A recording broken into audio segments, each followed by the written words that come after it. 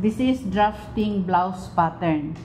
We have the measurements, the shoulder, cross chest, bust, figure, waistline, hips, armhole, sleeves, and cuff, shoulder to bust and bust point distance, neck, and length.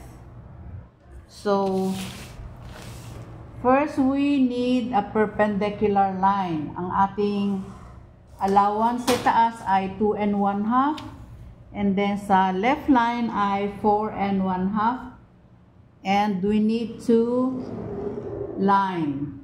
Okay. First measurement is shoulder. So from the corner of our perpendicular line, we measure the shoulder, which is 8. Yan. Huwag muna natin alisin ng tape measure because kailangan pa natin ang 3 inches for the neck rule. And then, for the shoulder slope, we need 1 1/2. Ito siya. And line. Mark natin ng bust, back shoulder. And then another 1 1/2. 1 1/2 for the back, for the front shoulder. Then line. Ito si front. Tingnan natin kung nasaan ang iyong katapat ng back. Dapat magkatapat ang back and the front shoulder. So, mamarkingan natin. Ito yon. And this. So, ito na yung front shoulder. Okay. So, next. Mamaya, to locate the front shoulder, we need to fold the back shoulder and mark doon sa katapat niya. Ito yung katapat niya sa kabila. And then, nag-fold tayo. Yung naka-fold na yon, markingan natin ng asterisk for the center of the shoulder. Ito na. So, yung dalawang line, back and front shoulder. Then, we need to measure 1 1/2 for the back nape and shape using our French curve. Ito ay 1 1/2. Yan. Next will be the figure. So, ang figure natin sa back figure is 15. From the center of the shoulder, we measure 15. Ito yon. Pero, kailangan nating dalawang beses. So, punta tayo sa straight line, doon sa itaas, at makuha natin yung straightness ng back figure. Ito ay 5 7/8. Then, line. Ito na yung ating back figure. Okay? Next, kailangan natin ang ating armhole. Bago tayo mag-proceed, armhole muna. Meron tayong tatlong kailangan na measurement. Armhole, cross chest, 6 1/4 and 6 3/4, and bust. Ang bust natin ay 9 1/2. Ang gagawin natin ay measure natin ang ating bust from the left line or perpendicular line ng 9 1/2. Ito. Ibabox natin yon from the top line, another 9 1/2. Ito, dito siya suma. In between, O, divide natin. In between will be the location of our cross chest, which is 6 1/4 and 6 3/4. So, from the left line, mag-measure tayo ng 6 1/4 and 6 3/4. So, titingnan natin itong bus na ito, na measurement na 9 1/2, kung makukuha natin ang 18 measurement of the armhole. Ganito yon. From the back shoulder to back cross chest to the bust, plus front shoulder, front cross chest to the bust. I-check natin with the standing. Ganito ang ating tape measure. With curve, 9 1/2 plus front bust. Ayun, 18. Now, natin. Okay? I-connect na natin using the hip, using the French curve. Ganyan, oh. Back and front.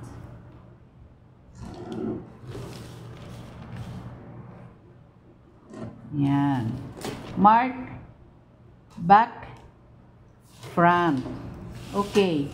So, meron na tayong armhole, shoulder, and figure. Ang kailangan naman natin ay front figure, which is front figure, which is 18. So, ganito lang ang marking ng front figure. Maikli lang ang kanyang marking. Tama lang para sa dart. Ang ating bust point distance is 3 1/2. So, from the left line, 3 1/2, this will be the center. Magkabila ay half inch, isulat natin. Yan. Ang haba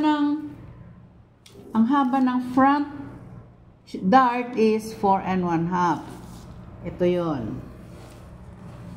The same with the back dart, 3 1/2, then half inch magkabila. Okay? Ang haba naman niya ay 5 inches dito. Okay, now, kunin na natin yung ating dart from the bust. So, from the center of the shoulder, take the shoulder to bust measurement, which is 10. So, ito yon. Bust point distance is 3 1/2. Ayan. Connect na natin yung ating front dart sa front figure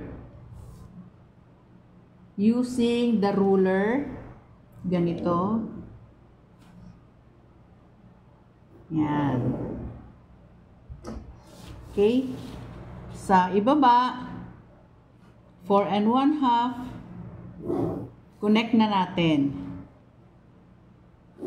Okay. So, this is front.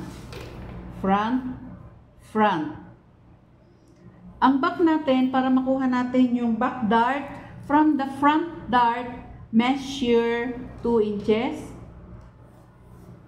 From the front dart, measure 2 inches. And connect on the back dart. Then, yung haba niya, 5 inches. Okay? Next will be the waistline. Waistline ay 8 1/2. 8 1/2 plus 1 inch kapalit ng dart. Ito. So, i-connect natin yan using our hip curve. Ganito ang pag-line. Yan. Connect natin sa waistline. And then, next will be the hips. Hips location is 7 inches down the waistline. Then the measurement, hips is 10. 10, yun. And connect the hip using your hip curve. Okay. Ang length natin ay 23. So, from the center of the shoulder, measure 23. Measure 23. 23. Okay.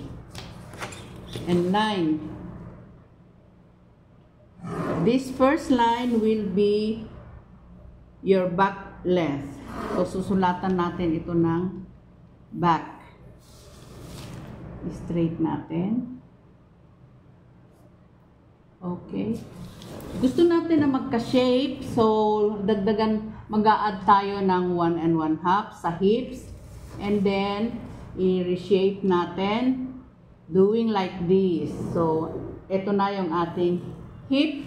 Magkakaroon tayo ng shape. Tignan mo. And, gawa tayo ng front length. Add tayo ng 1 inch. For the slim, sulat natin, slim is 1/2 inch. Chubby is plus 1 inch or 1 1/2.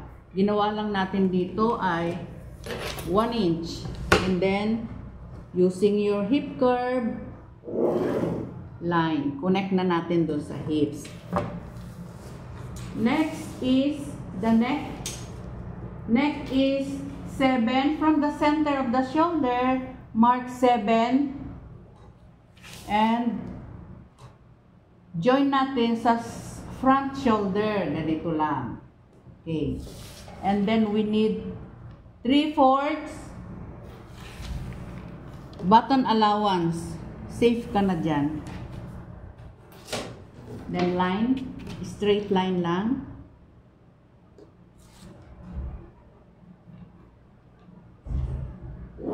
Okay.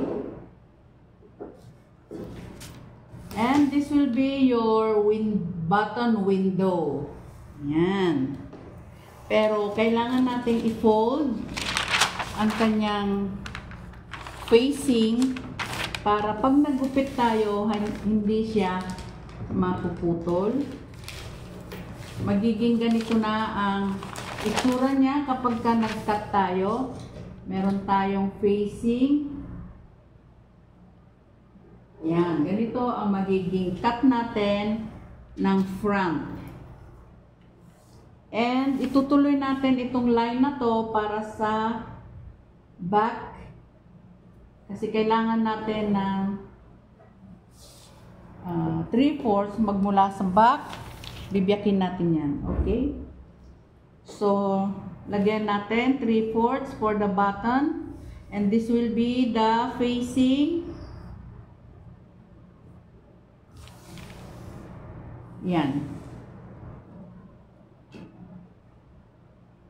Thank you for watching. Please subscribe. Manipulation. Ito yon, dart manipulation. From the front dart, bababa tayo ng 1 inch. Ito, oh. 1 inch. So, ito na ang ating front dart. Sa katapat nito, straight line lang, imamanipulate natin ang ating dart. Ang pagitan niya ay 1/2 inch. Sulat natin, 1/2 inch. At ang distance is about 2 inches. So, hanggang dito yung ating itatahi na dart. Ito ang ating dart manipulation. Kumuha tayo ng 1/2 inch dito sa dart manipulation. I-a-adjust natin yung front armhole ng 1/2 inch din. So, dito na yung ating front armhole. Nang ganito. Sabak. Armhole. Ganyan lang. So, itong dati, iaalisin na natin. Dito na natin ilalagay ang front. Tapos, yung dati pa rin na line for the back armhole. Okay?